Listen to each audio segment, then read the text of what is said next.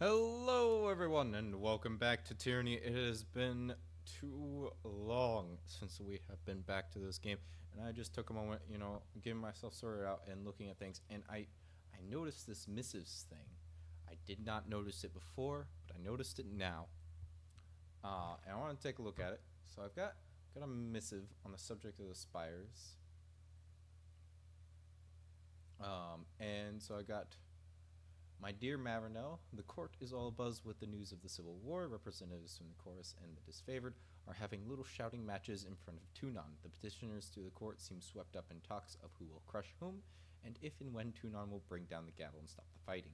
What has me more intrigued is the other story out of Endrian's Well. Tunon sends you on what I thought was going to be a one-way trip to the well, and not only do you live, you somehow claim the mountain spire. And you broke Kairos' edict too. Such things make a little civil war seem so trivial in comparison, at least to those who can separate the message from the noise. Tell me, what was it like to break the edict, and how is it you took control of the spire? So I can explain the experience as best as I can.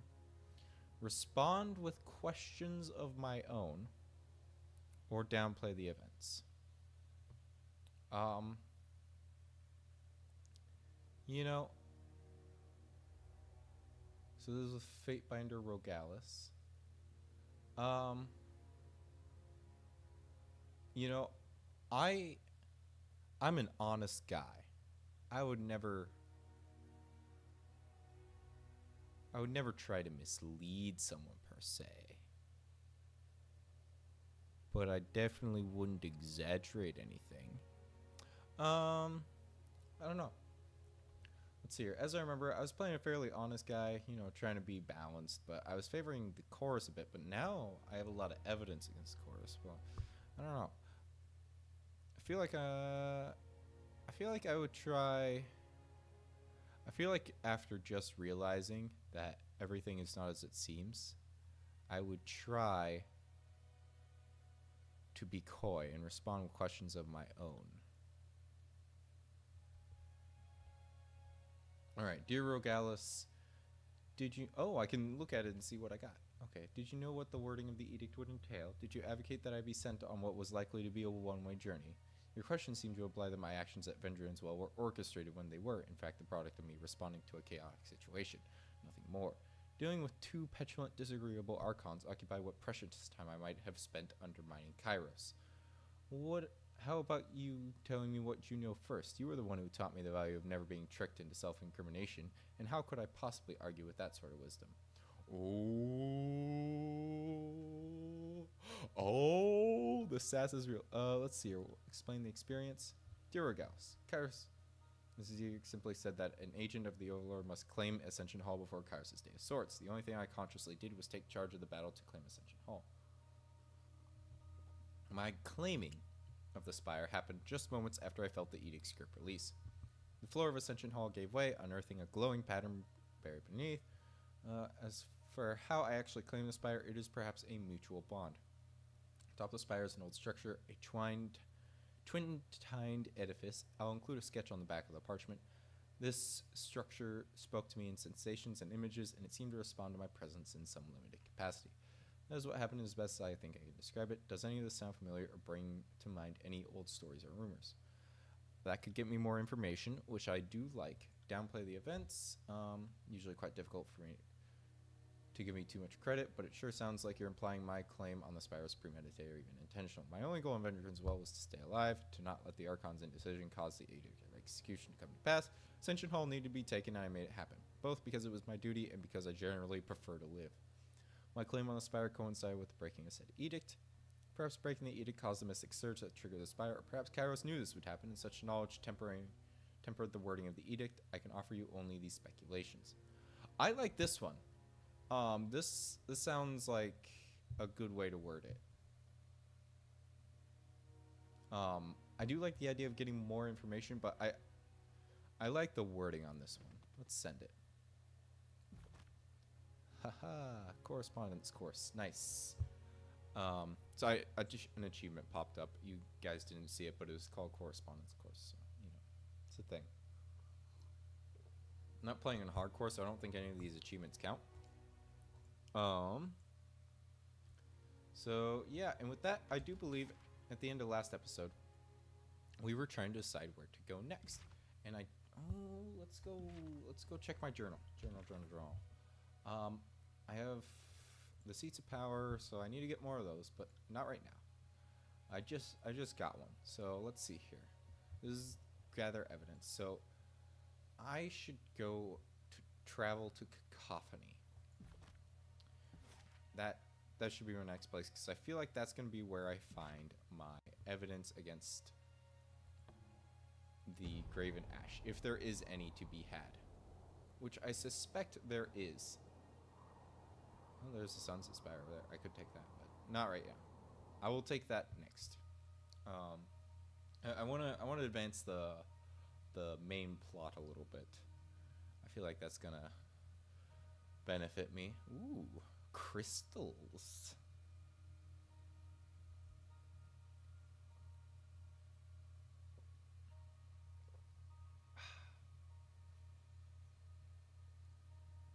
Alright. Hover your mouse over an enemy selection circle to see your chance to hit with your next attack or ability. Oh, that's really neat. I didn't actually know that. I will have to make use of that in the future. Oh man, it really has been too long since I played this game. I had been so focused on making the mod spotlights that I just never got around to playing more of this. I'm glad I am now doing it. I actually just finished up recording Raedric's Keep for Pillars of Eternity today, so this will be coming out like in like a week or two, something like that. So I got it. yeah, that's gonna be a thing. Huh. This is morbid. Oh. Alright, welcome to Cacophony, Fatebinder. Nerat said to be expecting you. What can you tell me about Cacophony? It's the main stronghold of Scarlet Chorus and the Tears. All Chorus groups have some of their people here. Hordes, Scarlet Furies, Blood Chanters, Bloodhound, even the Beastmen. Everyone's got their own section of camp. Better that way. Keeps brawling to a minimum. We got a merchant here if you need to buy anything. There's also the Chorus Master, but Nerat's gotta give him the say, so before you're allowed to get your hands on Chorus goods. Say so before you're allowed to get... Okay. Where can I find the voices of Nerat? Northeast corner of the camp, near the only real buildings left. If he's not on his throne, he's wandering not too far from it. Farewell. Cool.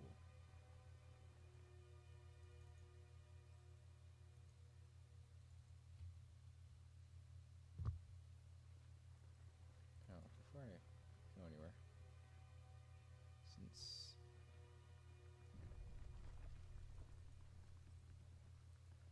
there's something to be said over here.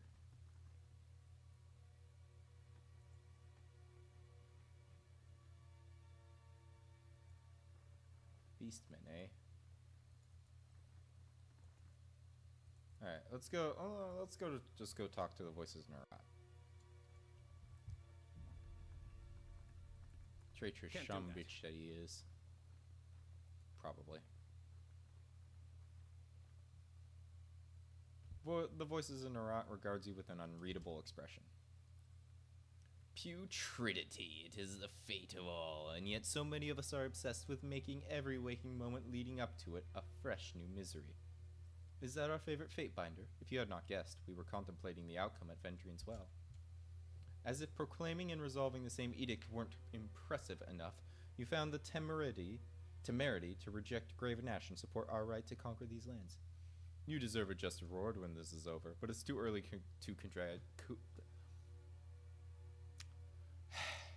to congratulate ourselves while there's plenty of war still to fight.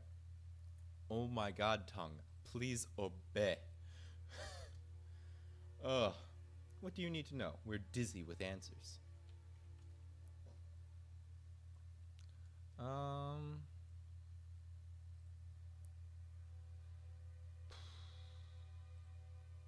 Would you tell me something about yourself? Why, we are honored that you would ask. As a child, we once dreamed of standing before an endless staircase. Once you took your first step, you couldn't go back down. It's funny how much of life works that way. But we suspect that isn't what you want to know. puff of green mist swirls from behind the mask, taking the form of a smile before dispersing. No, it isn't.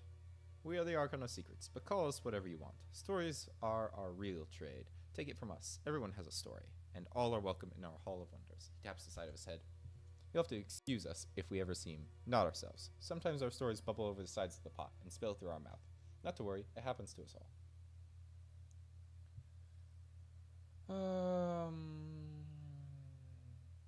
How do you manage an army as vast as the Scarlet Chorus?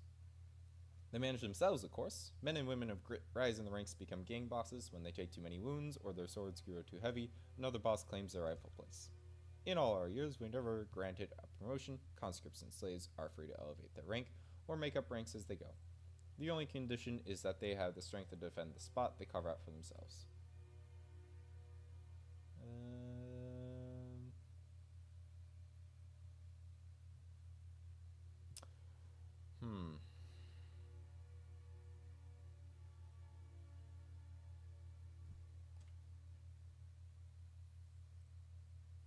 Let's ask him about his history again. Oh, shit. Back to my other questions. Okay. Let's do the... By all means, then, would you pry secrets from our green flame or luxuriate in the calming wind of our brilliance? Well, you cannot! Every secret is as precious to us as 1,000 lies, and we will consign you to the interrogators if we find you stealing even a recipe for hardtack.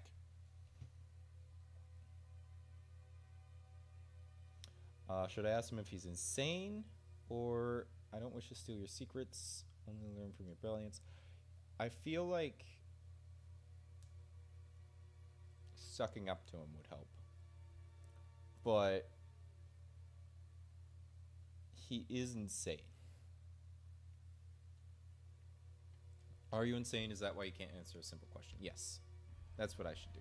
Such passion, such wicked tongue and earnest impatience. We salute your recklessness in the face of annihilation. Have at us, then. You may question us to your heart's content. Show no mercy. Why do you speak of yourself in the plural form? That much should be obvious. We are multitudes, an army unto ourselves, a council of shadows, babbling to be heard. Where there was one, now there are many. We are legion, a stream of consciousness given shape, wheel, and intention. We are the voice of Narat.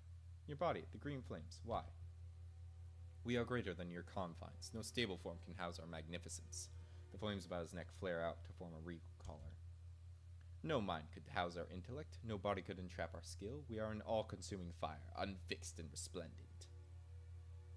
Do you even hear yourself? I've gained wrath with voices in Narat and Scarlet Chorus. Careful with your words. We take criticism as well as any artist. Poorly. You wouldn't want us to paint a landscape with the juice of your organs, would you? Tell me of your rise to power. In our youth, we were the youngest scion of the House Narat. These would be the early years of Kairos' reign, if numbers make any difference to your fragile matter. The Northern Empire wasn't the bastion of order and peace as we know it today. Our gracious overlord contended with sedition and lawlessness from his subjects, from his enemies, and even from the noble house of Narat. One moment. Need some tea. Juice the engine. Whispers spread as whispers do. House Narat never lacked in petty neighbors and bitter rivals. You must remember that these were delicate years for the overlord. An accusation of treason was as damning as treason itself. Something had to be done before we fell under the shadow of our family's guilt. How did you escape the shadow of guilt? We did what came naturally, of course. We took initiative. Before any accusations could fly, we had our family driven to the city square and pilloried among the masses of Kairos' unfaithful. Before the shocked eyes of the community, we interrogated them one by one, flaying their skins with tanner's knives and putting their loyalties to the test. Father, mother, sisters, aunts, all of them questioned, all of them found guilty. You tortured your own family? We tortured enemies at Kairos for the safety of the Empire. It was our ardent hope that someone would recognize the justness of our act, the uncompromising need to carve a place for ourselves outside of our unfortunate family. What city was this? In no tongue your ear would recognize. We called it Waterlog Marsh. You won't find our homeland on maps, but that is a story for another day. Were they guilty? We don't remember. We remember choosing to survive, and we remember the sound of skin peeling away from muscle. The rest was formality. It was all demonstration for the Overlord. This one can be trusted. A message that was gratefully received. Our devotion to Kairos was the terror and pride of the community. The son of Narat had grown to something greater than our family name. In time, the Archon of Misery heard tell of our deeds and invited us into a better life.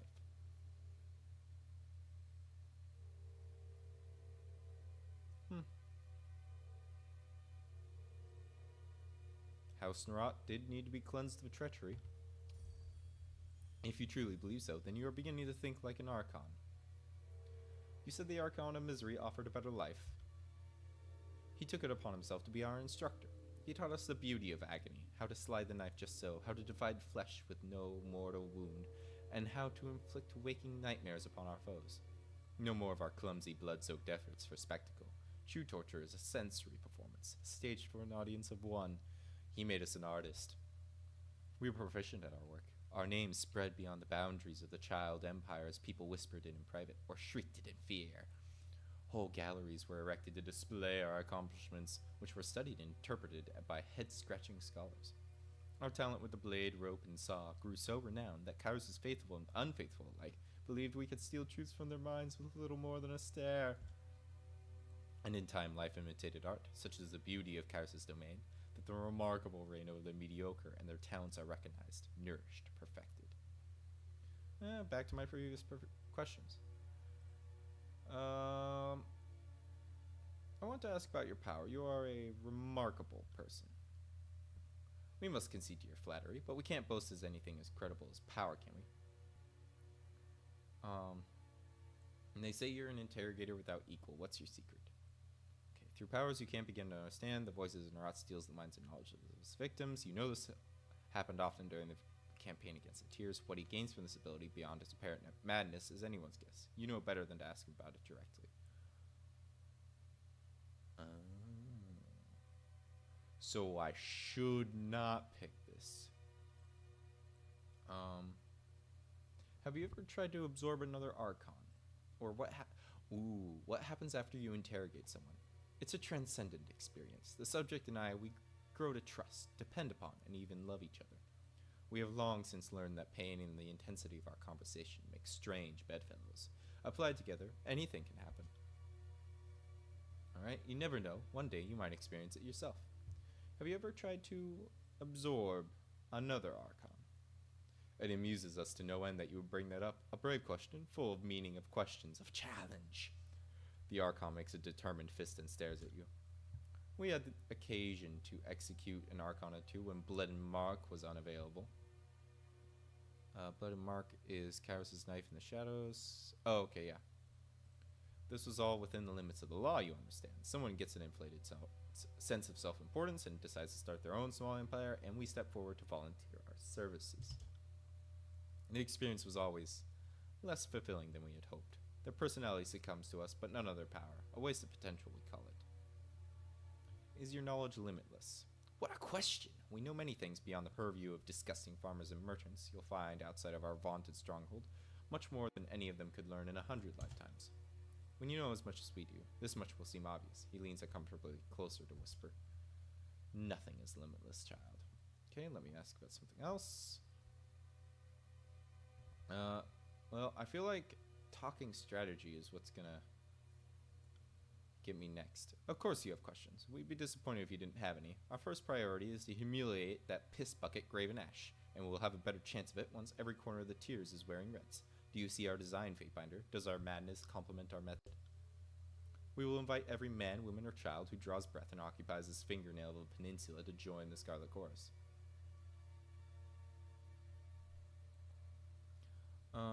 Don't you think everyone who's going to join you, conquest by invitation, say nothing. If you can't outfight the disfavored, out-recruit them?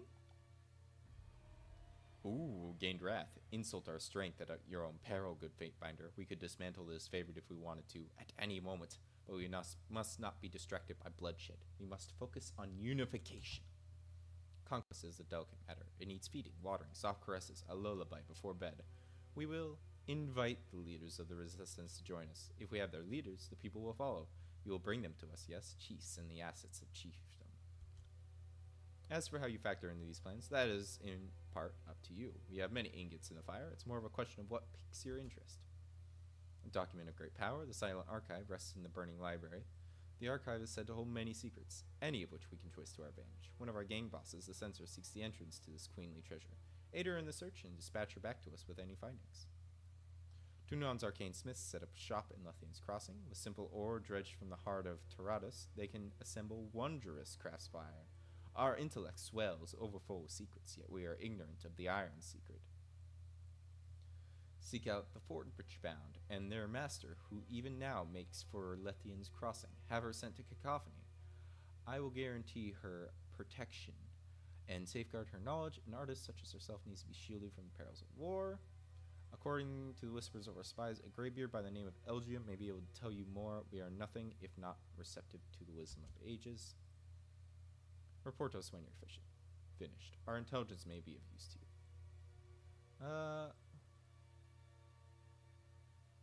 Let me think about this. What? You come all this way to find us, and now you drag your feet? Speaking to you is like shouting down an empty well. Our words vanish in the shadow. If you have any questions about your assignment, ask Seventoes. She has the patience to entertain you. Interesting. So, he wants me... Ooh.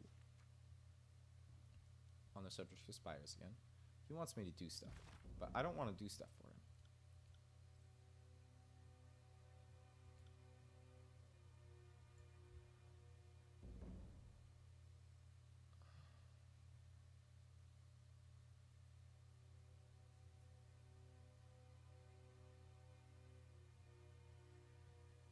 Okay. I don't really want to do anything for the voices in Narad. Let's see here. What else?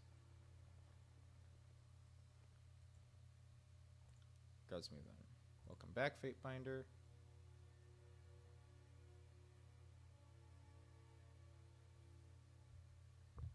Curious about the Scarlet Chorus's history.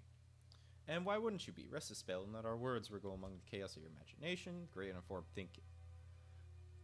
The great uninformed think of the Scarlet Chorus as one of Kairos' many armies. In fact, they are our own personal force. Beginning in the earliest days of our power, we cobbled together a rabble of miscreants from freshly conquered territories. Scarlet Chorus has always been dredged from the bottom feeders. Then there are the camp followers who skulk in our long shadow. As Kairos forged the rest of the great empire, we were used to subdue any lingering resistance. Those who opposed Kairos' peace joined our howling disharmony and lived or died in Kairos' war. A fitting fate, is it not? By the time Kairos set a magnanimous eye on the tiers, it was all but assumed that the Scarlet Chorus would lead the vanguard. Though they answered to us, we are happy to loan their services for the Overlord's pleasure. Anything else? What about Scarlet Chorus's tenets? Tenant the first. Whatever you can claim through sheer force of will is yours for the taking. Those who think of us chaotic should spend some time away from the farm and learn what it means to survive. That also means you can kill who you want. Kairos' peace extends to servants of the Empire, but these tiersmen haven't enjoyed the pleasure of our laws yet. Until they do, you can treat them like sport, and not even starchy old Tunon will get offended. Things will get boring real fast when the war is over. Any other rules, if you want, must call them that, fall under the umbrella of that basic philosophy. Take what you want, but keep what you take. Alright.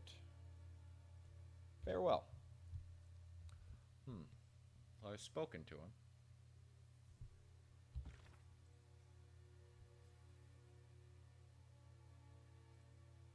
Apparently I have to speak... I guess I have to speak to her, figure out where I'm going next. Where is Seventoes?